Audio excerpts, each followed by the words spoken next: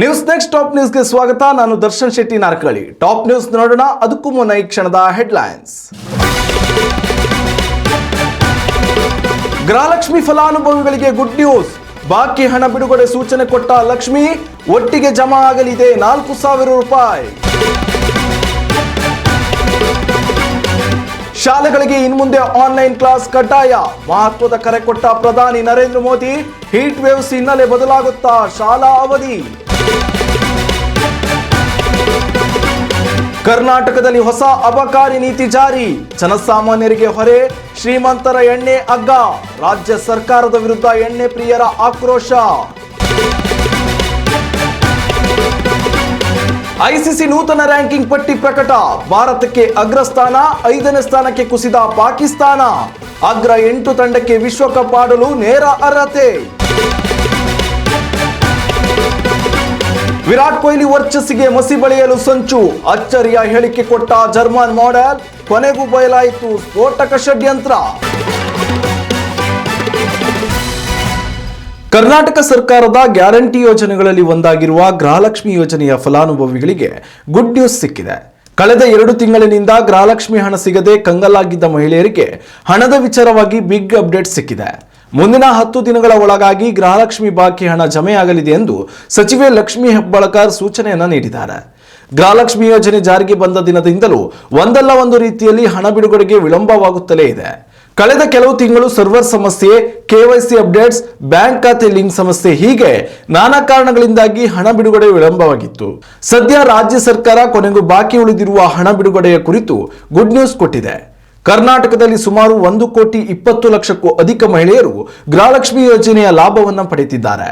ವಾರ್ಷಿಕವಾಗಿ ಸರ್ಕಾರ ಸುಮಾರು 25,000 ಕೋಟಿ ರೂಪಾಯಿಗೂ ಅಧಿಕ ಹಣವನ್ನ ಈ ಯೋಜನೆಗೆ ವ್ಯಯಿಸುತ್ತಿದ್ದು, ಗೃಹಿಣಿಯರ ಆರ್ಥಿಕ ಸಬಲೀಕರಣಕ್ಕಾಗಿ ಈ ಯೋಜನೆ ಜಾರಿಗೆ ತಂದಿದ್ದು, ಸದ್ಯ ಗೃಹಲಕ್ಷ್ಮಿ ಬ್ಯಾಂಕ್ ಕೂಡ ಜಾರಿಗೆ ಬರುತ್ತಿದೆ.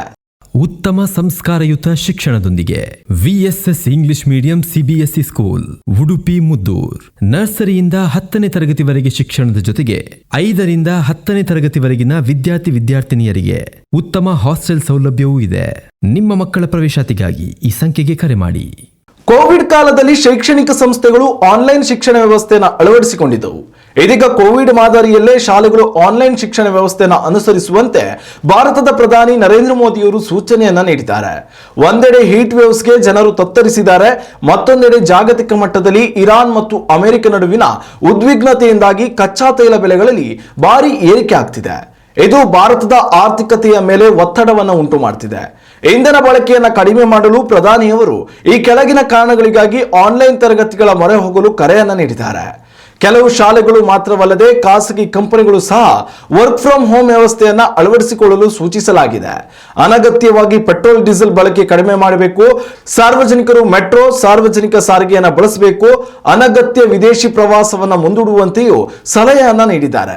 ಭಾರತದ ಹಲವು ರಾಜ್ಯಗಳು ತೀವ್ರ ಬಿಸಿಗಾಳಿಗೆ ತತ್ತರಿಸಿ ಹೋಗಿದ್ದು, ಶಾಲೆಗಳ ಅವಧಿಯಲ್ಲಿಯೂ ಮಹತ್ವದ ಬದಲಾವಣೆ ಆಗುವ ಸಾಧ್ಯತೆ ಇದೆ. ಮಾತ್ರವಲ್ಲದೆ ಸದ್ಯ ಬೇಸಿಗೆ ರಜೆಯ ಅವಧಿಯನ್ನ ಇನ್ನಷ್ಟು ವಿಸ್ತರಣೆ ಮಾಡಲು ಚಿಂತನೆಗಳು ನಡೆದಿವೆ. ಇಂಧನ ಉಳಿತಾಯದ ನಿಟ್ಟಿನಲ್ಲಿ ಮೋದಿಯವರು ನೀಡಿರುವ ಸಲಹೆಗೆ ಸದ್ಯ ದೇಶದಾದ್ಯಂತ ಭಾರಿ ಚರ್ಚೆ ನಡೆಯುತ್ತಿದೆ. ಕರ್ನಾಟಕ ಸರ್ಕಾರ ಮದ್ಯಪ್ರಿಯರಿಗೆ ಭರ್ಜರಿ ಶಾಕ್ ಅನ್ನು ಕೊಟ್ಟಿದೆ. ರಾಜ್ಯದಲ್ಲಿ ಬಹುದಿನಗಳಿಂದ ಚರ್ಚೆಯಲ್ಲಿದ್ದ ಹೊಸ ಅಬಕಾರಿ ನೀತಿ 2026ರ ಮೇ 11ರಿಂದ ಅಧಿಕೃತವಾಗಿ ಜಾರಿಗೆ ಬಂದಿದೆ. ಈ ನೂತನ ನೀತಿಯಿಂದಾಗಿ ಸಾಮಾನ್ಯ ಜನರು ಬಳಸುವ ಬಜೆಟ್ ಮದ್ಯದ ಬೆಲೆ ಏರಿಕೆಯಾಗಲಿದೆ. ಕರ್ನಾಟಕ ಸರ್ಕಾರ ಸದ್ಯ ಮದ್ಯದಲ್ಲಿರುವ ಆಲ್ಕೋಹಾಲ್ ಪ್ರಮಾಣಕ್ಕೆ ಅನುಗುಣವಾಗಿ ತೆರಿಗೆ ವಿಧಿಸುವ ಮಾದರಿಯನ್ನ ಅಳವಡಿಸಿಕೊಂಡಿದೆ. ದೇಶದಲ್ಲಿಯೇ ಈ ಬಾರಿಯ ಮದ್ಯದ ನೀತಿಯನ್ನ ಅಳವಡಿಸಿಕೊಂಡಿರುವ ಮೊದಲ ರಾಜ್ಯ ಎಂಬ ಹೆಗ್ಗಳಿಕೆಗೆ ಇದೀಗ ಕರ್ನಾಟಕ ಪಾತ್ರವಾಗಿದೆ. ಈ ಹಿಂದೆ ಜಾರಿಯಲ್ಲಿದ್ದ 16 ತೆರಿಗೆ ಸ್ಲ್ಯಾಬ್ಗಳನ್ನು ಸರ್ಕಾರ ಈಗ 8 ಸ್ಲ್ಯಾಬ್ಗಳಿಗೆ ಇಳಿಕೆ ಮಾಡಿದೆ. ಹೊಸ ನೀತಿಯಿಂದಾಗಿ ಸಾಮಾನ್ಯ ಜನರು ಹೆಚ್ಚಾಗಿ ಬಳಸುವ ವಿಸ್ಕಿ, ರಮ್, ಬ್ರ್ಯಾಂಡಿ ಮತ್ತು ವೋಡ್ಕಾಗಳ ಬೆಲೆಯಲ್ಲಿ ಭಾರಿ ಏರಿಕೆಯಾಗಲಿದೆ.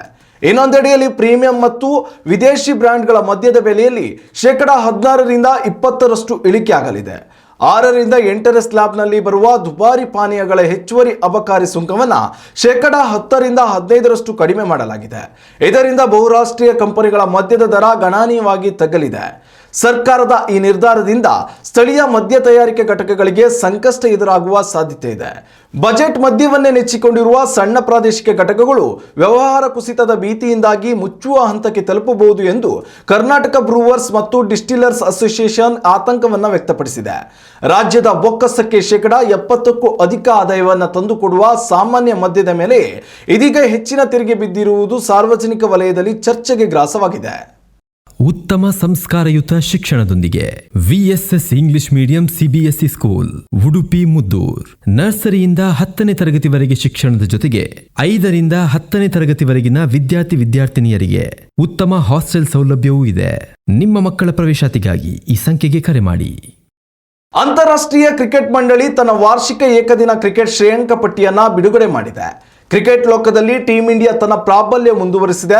ವಿಶ್ವದ ಬಲಿಷ್ಠ ತಂಡಗಳನ್ನು ಹಿಂದಿಕ್ಕಿರುವ ಭಾರತ 118 ರೇಟಿಂಗ್ ಅಂಕಗಳೊಂದಿಗೆ ಮೊದಲ ಸ್ಥಾನವನ್ನು ಅಲಂಕರಿಸಿದೆ.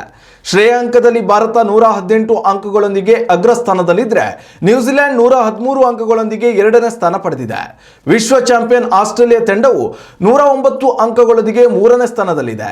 ಭಾರತದ ಈ ಸಾಧನೆಯು ಮುಂಬರುವ 2027ರ ಏಕದಿನ ವಿಶ್ವಕಪ್ಗೆ ನೇರ ಅರ್ಹತೆ ಪಡೆಯುವ ನಿಟ್ಟಿನಲ್ಲಿ ಅತ್ಯಂತ ಮಹತ್ವದಾಗಿದೆ. ಈ ಬಾರಿಯ ಶ್ರೇಯಾಂಕ ಪಟ್ಟಿಯಲ್ಲಿ ದಕ್ಷಿಣ ಆಫ್ರಿಕಾ ತಂಡ ಅದ್ಭುತ ಸಾಧನೆಯನ್ನ ಮಾಡಿದೆ. 102 ಅಂಕಗಳನ್ನು ಗಳಿಸಿರುವ ಹರಿಣಗಳ ಪಡೆ ಪಾಕಿಸ್ತಾನವನ್ನ 5ನೇ ಸ್ಥಾನಕ್ಕೆ ತಳ್ಳುವ ಮೂಲಕ 4ನೇ ಸ್ಥಾನಕ್ಕೆ ಏರಿದೆ.